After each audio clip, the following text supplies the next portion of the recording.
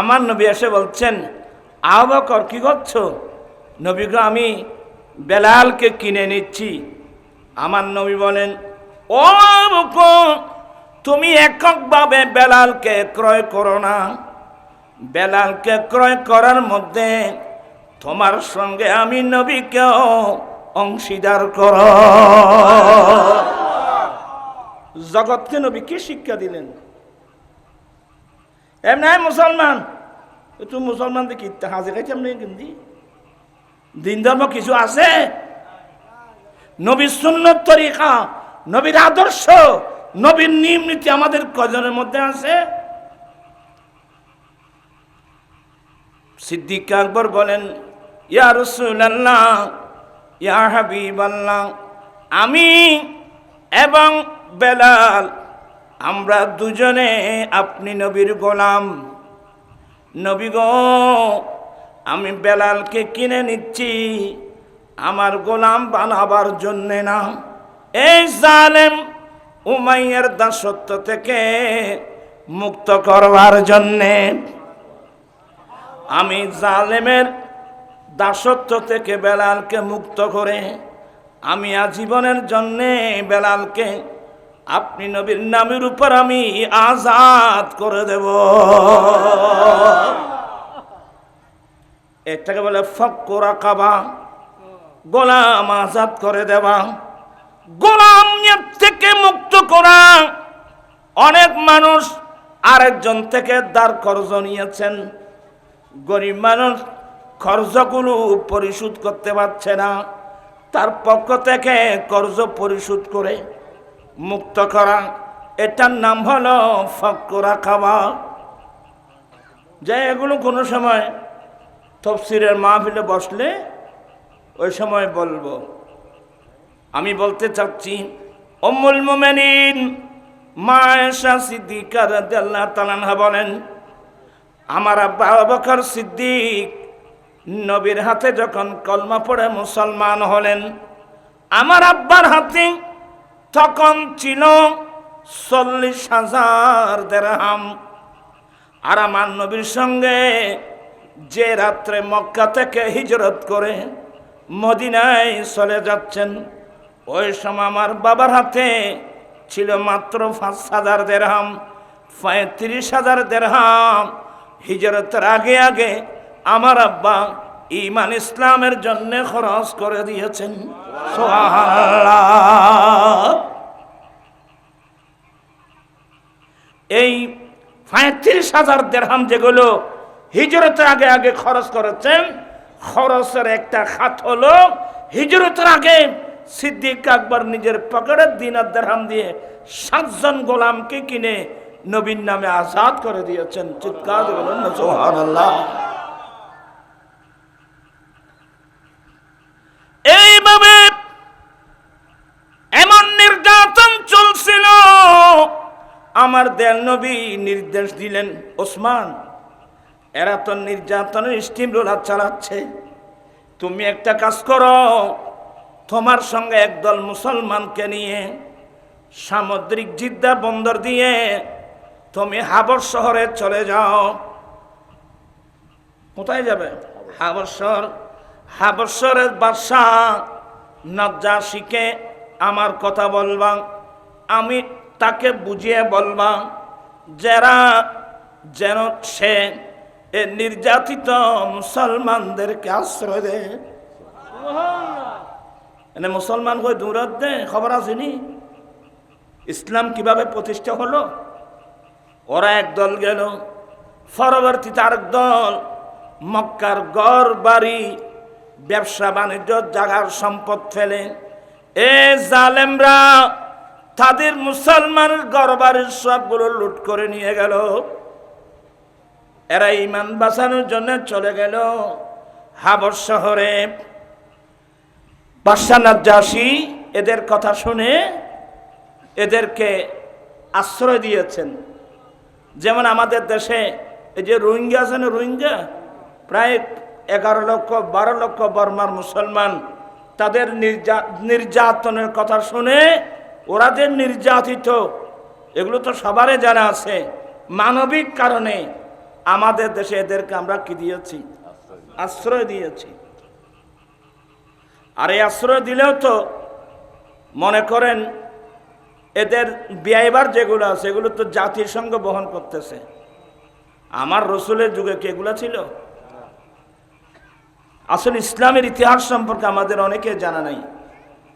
আমরা আশেপাশে মানুষের বই পড়ি, যেগুলো আমাকে পড়তে হবে আমরা একটাও পড়ি না। জানবে কোত্থেকে? এই কথা শুনে আবু সুফিয়ান, এখন তো আবু সুফিয়ান বলতে রাদিয়াল্লাহু তাআলা আনহু বলতে হয়, আমার নবীর শাশুর। তখন তো আবু সুফিয়ান আমার নবীর বিরুদ্ধে নেতৃত্ব দিচ্ছে। সেই মক্কা থেকে একটা ডেলিগেট গিয়েছিল অনেক ঘুষ টুস নিয়ে। ঘুষ চিনেন? ঘুষ চিনে না? হ্যাঁ, ঘুষ মানে তৎকালীন যুগে বড় বড় রাজা মহারাজাদেরকে যেগুলা ঘুষ দেওয়া হতো, একেবারে হরিণের লাল লাল হরিণের চামড়া, ওই যুগে যেভাবে ছিল আর কি, ওগুলো নিয়ে আগে ভাগে বাদশাহ নাজ্জাশীর আশেপাশে যারা ছিল ওদেরকে ঘুষ টুস দিয়ে ল্যাংবাস করে নিল। মজলিসে বসলো যে বাদশাহ সাহেব, আমরা মক্কা থেকে আসছি, আমাদের দেশের কিছু সন্ত্রাসী আপনার দেশে এসে আশ্রয় নিয়েছে, আপনি মেহেরবানি করে আমাদের দেশের সন্ত্রাসীগুলো আমাদেরকে কি দেন? আমাদেরকে ফিরিয়ে দেন, আমাদেরকে হ্যান্ডওভার করেন। বাদশাহ নাজ্জাশী বলে, আমি তো ওদেরকে আশ্রয় দিয়েছি, আমি যাদেরকে আশ্রয় দিয়েছি তোমরা বললে তাদেরকে দিয়ে দেবো, এমন তো হতে পারে না। তুমি লিডার বলে আমি লিডার বলে তুমি সামনে দাঁড়াও, তোমার সঙ্গে আর কারা আসছে বলো অমুক, এই তোমরা সবাই দাঁড়াও। মক্কার জমিনে যিনি নবী দাবি করছেন ইনার সম্পর্কে আমি কিছু প্রশ্ন করব।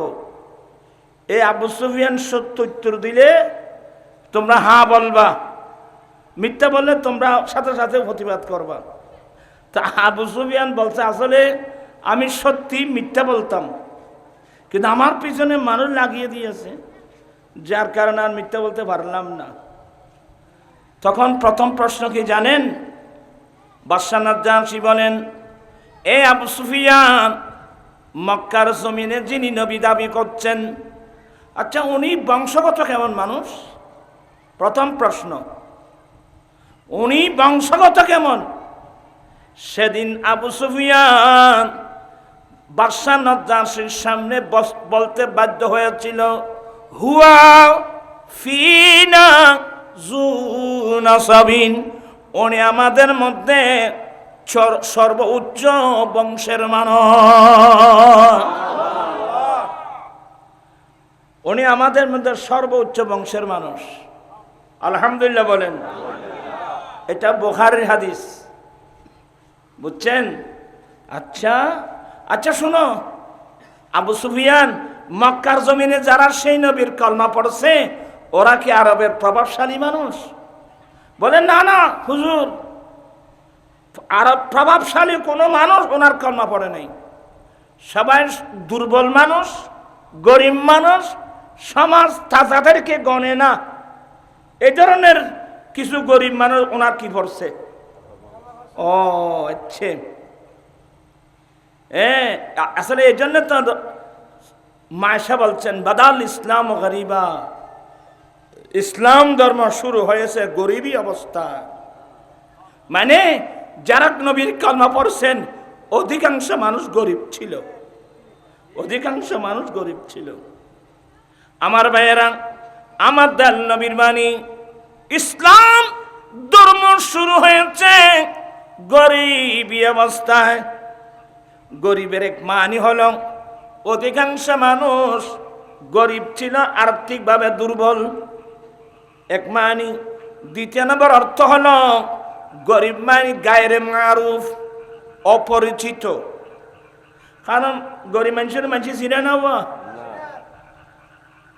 আমার নবী বলছেন, উম্মত মনে রাখিও, আবার ইসলাম ধর্ম ঘুরে ওয়াসায়াউদু ইলাল গুরবা, ইসলাম ধর্ম কিয়ামতের আগে আবার গরিবদের কাছে ফিরে আসবে।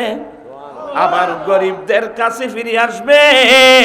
ফাতুবা লিল গুরবা, অতএব দুনিয়ার গরিব মানুষ তোমাদের জন্য বড় সুসংবাদ।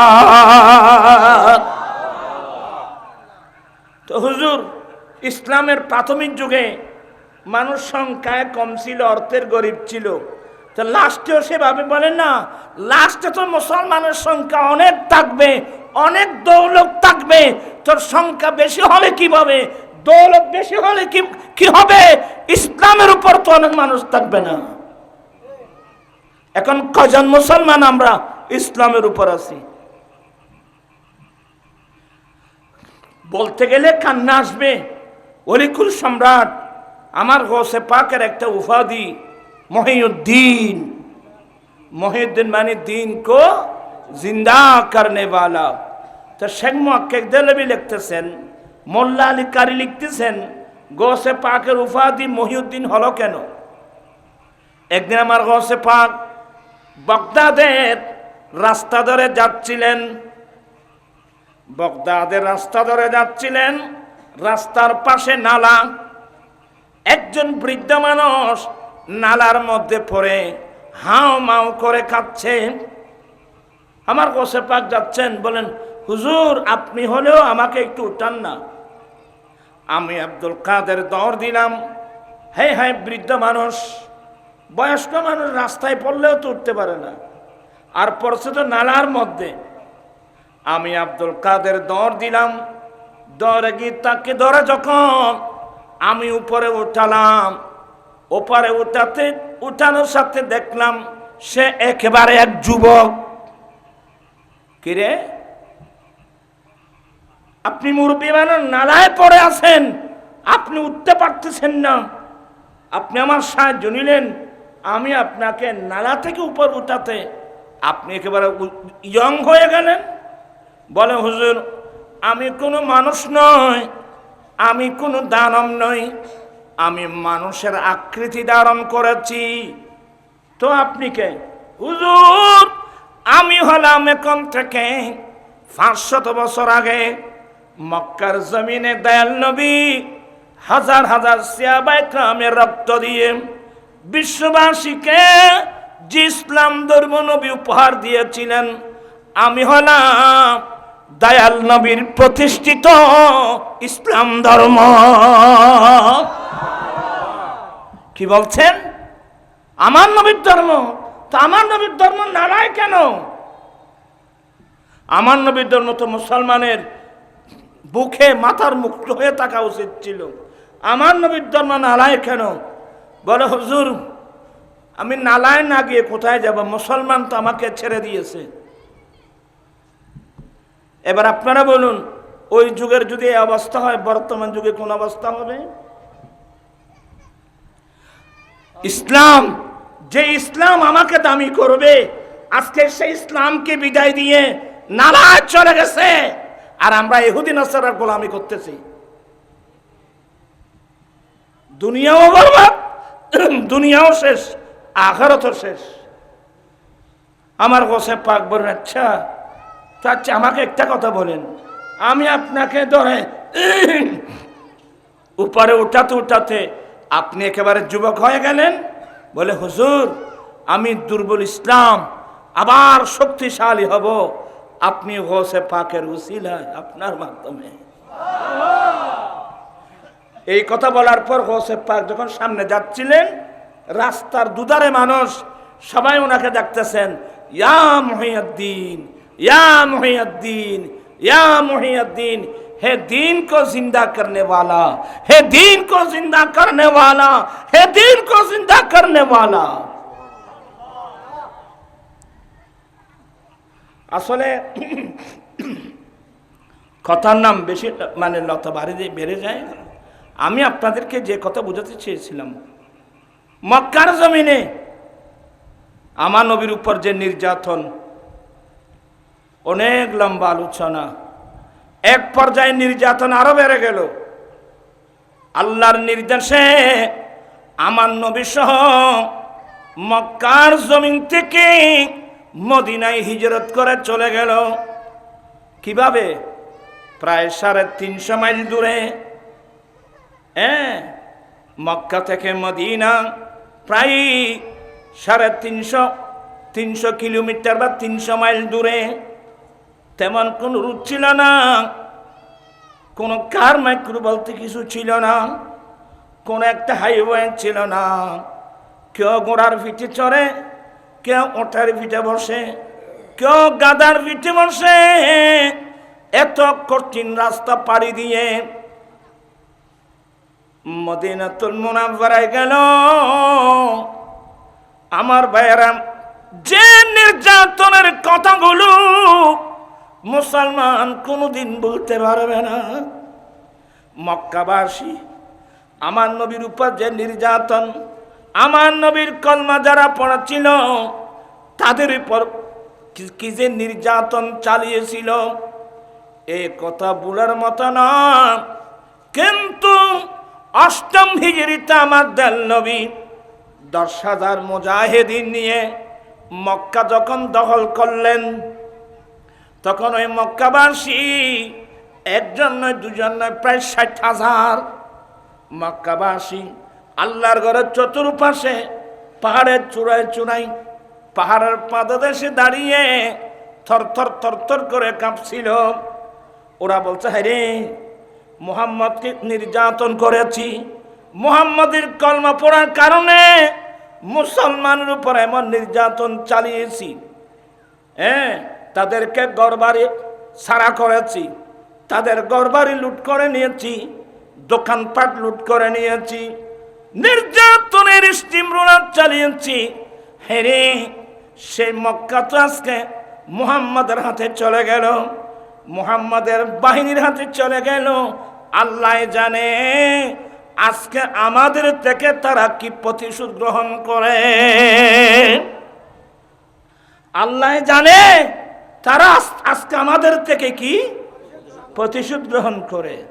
আমার নবী খানায় কাবার সামনে দাঁড়িয়ে বললেন, এই মক্কাবাসী, তোমরা বয়ে কাঁপতেছ, তোমরা আমাদের উপর নির্যাতন চালিয়েছ, ঘর বাড়ি লুট করেছ, দোকানপাট লুট করেছ, নির্যাতন স্টিম রোলার চালিয়েছিল।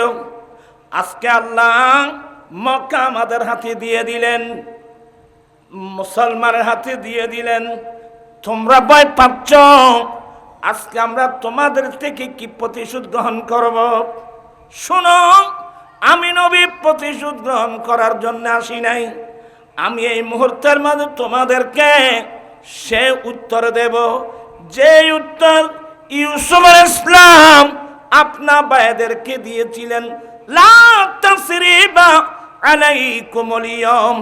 আজকে প্রতিশোধ নয়, আজকে প্রতিশোধ নয়, তিরস্কার নয়, আজকে আমি সাধারণ ক্ষমা ঘোষণা করলাম।